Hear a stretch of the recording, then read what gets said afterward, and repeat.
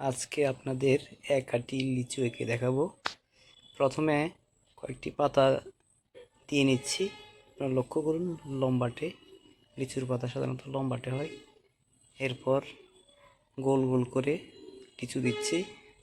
এভাবে আপনি আপনার সাইজ মতো এই লিচুগুলো কীভাবে বসাবেন, তাহলে একটা লিচুর এক আটি লিচুর একটা শেপ কিন্তু তৈরি হয়ে যাবে। এরপর উপরে যে আটিতে যে কয়েকটি ডাল দিয়ে নিচ্ছি এবং পাশাপাশি ডালের কিছু অংশ বের করে দিচ্ছি। আটিটির মুখটাকে ভালো করে বেঁধে দিলাম।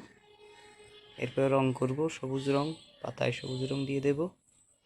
দেখতে পাচ্ছেন লম্বা ধরনের পাতাগুলো হয়, একটা লম্বা আকৃতির, সবুজ, কারো সবুজ হয়, আপনারা হালকা সবুজ দিতে পারেন। এভাবে আপনারা সবুজ রং করে নেবেন।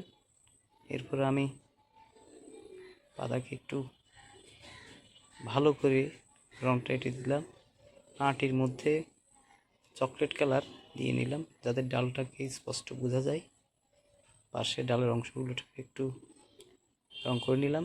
এরপর লিচুর উপরে অংশে একটু লাল রং দিয়ে নিলাম। প্রথমে একটু হালকা করে দিলাম, এরপরে দ্বিতীয়বার যখন দেবো আর একটু দেবো লাল করে, এভাবে লাল করে দেবো যাতে পাকা পাকা ভাব বোঝা যায়। এরপরে কমলা রং দিয়ে দেব। সাদা পুরো অংশটা কিন্তু কমলা দিয়ে আমরা পূর্ণ করে নেব। এবার পূর্ণ করে নিলে একটা লিচু শেপ এসে যাবে। এরপর লালটাকে দিয়ে আবার কমলার সাথে মিক্স করে যাতে পাকা পাকা ভাব এসে যায় সেটা বোঝা যাবে। লিচুগুলো যে পরিপুষ্ট এবং পাকা হয়েছে সেটা কিন্তু বোঝা যাবে। এভাবে কিন্তু আপনারা লিচু আঁকতে পারেন খুব সহজেই। ধন্যবাদ।